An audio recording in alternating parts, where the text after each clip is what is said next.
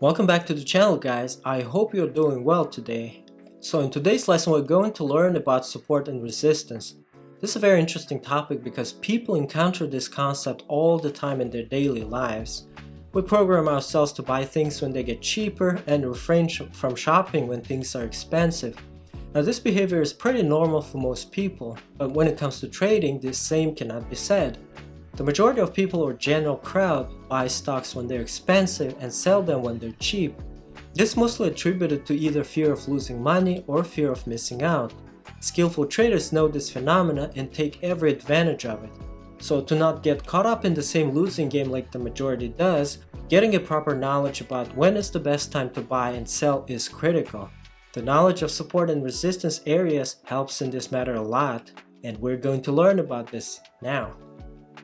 Imagine yourself browsing through the aisles of a store one day. All of a sudden you see that your favorite PlayStation game that was released a few months ago is at 70% discount price. Without hesitation you immediately grab it and rush to checkout. What an awesome deal, you tell yourself on the way out. I'm pretty sure these kind of exciting situations have happened to many of you guys, especially during holiday seasons. This is a perfect example of the term called support. Support area is an area where there's a surplus of buyers. This is because when prices become attractive, there's a FOMO effect, or fear of missing out, that kicks in and people rush to purchase. With increased demand, prices stop sliding further down, thus creating a support area. Support is also called an accumulation in some instances, but they basically have the same meaning. Resistance area, on the other hand, is an area where prices are considered too high.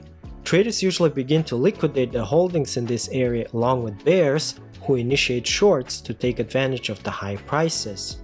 So how do support and resistance area look on real charts? Here's an example of a Walmart chart. As you can clearly see in this particular example, traders identified the support zone early on and started purchasing shares. This caused the decline to slow down and ultimately forces the stock to bounce back. Although the price did bounce, it hasn't immediately gone up to all-time highs because there's also a resistance area up above. Sellers are counting on the price getting back to the original drop area to start initiating short positions. This is how trading basically works. For bulls, it's about buying low and selling high, and for shorts, it's about selling high and buying low. Let's examine how a new support area is usually created during a reversal. Initially, during an intense sell-off, there's a huge selling pressure going on. Bulls try to stop the decline, but they fail. This causes many bullish traders to get stopped out. Panic and pain causes many to liquidate their holdings, even further fueling the decline. Eventually, however, there's a point where prices become very attractive to the majority of buyers, and more people jump on the wagon by going long. This process usually starts to stabilize prices, and for a certain period of time, securities trend sideways. This is basically a phase where neither bulls nor bears prevail. However, bears at some point lose the domination and bullish pressure starts to build up.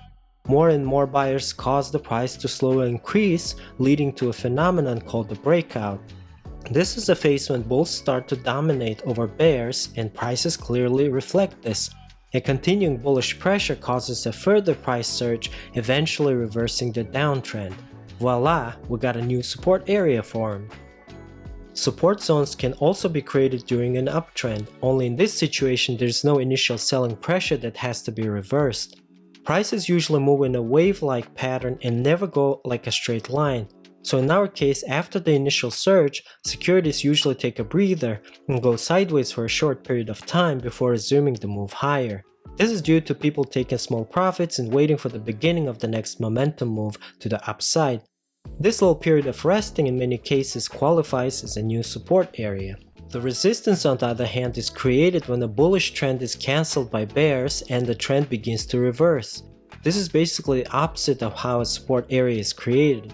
Prices advance in the beginning, followed by an equilibrium and finally a reversal. The notable difference here though is prices usually fall much faster and in a short period of time compared to when they rise after a reversal happens.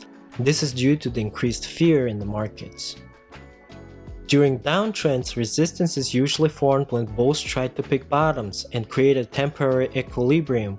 Lots of traders assume that the bottom is in and try to take advantage of lower prices. However, major sell-offs are tricky to deal with and many traders get stopped out quite often.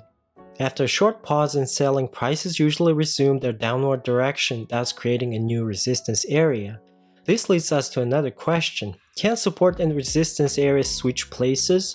They absolutely can and usually do quite often. This happens when either area is broken and prices advance further. Let's examine the situation when a former support area becomes a resistance area. After a security creates a new support area similar to one we saw earlier, it tries to push the price even higher. But because of some bad earnings report, it instantly crashes back to the previously established support area. Since the selling pressure is too high, it breaks the area and falls even further down. This action basically negates the area and turns it into a potential resistance. As we can see from the image, once the price bounces, it jumps back close to the newly formed resistance only to fall back again. This is because of newly created short orders inside the distribution area. Now let's examine the opposite effect. We have a resistance area that has been acting as a ceiling, preventing the price from breaking above. However, after a few attempts by bulls to break it, they finally do it and the price surges past the resistance. This makes the area no longer a shorting zone and bears realize their loss in the battle. The price after a big surge pulls back a little to test a newly broken area only to find out that there's indeed a new support area formed. Bears retreat and bulls who are not able to jump on the wagon finally have a chance to join the trend. In our case, the price bounces off of the newly formed support and surges higher, making the bulls the winners in this battle. These types of scenarios happen all the time in the markets. They are considered part of the breakout strategy, which we will learn later on during the course. So how can we identify and isolate support and resistance areas on real charts? Let's start with the support area. The process itself is actually not that hard. It all comes down to supply and demand. There has to be evidence of a great imbalance in price. By this I mean there should be a surge in purchasing activity. High demand usually results in high prices. How do we know if there is one? Well, look at the image. Do you see a bunch of long green candlesticks that are very hard to ignore?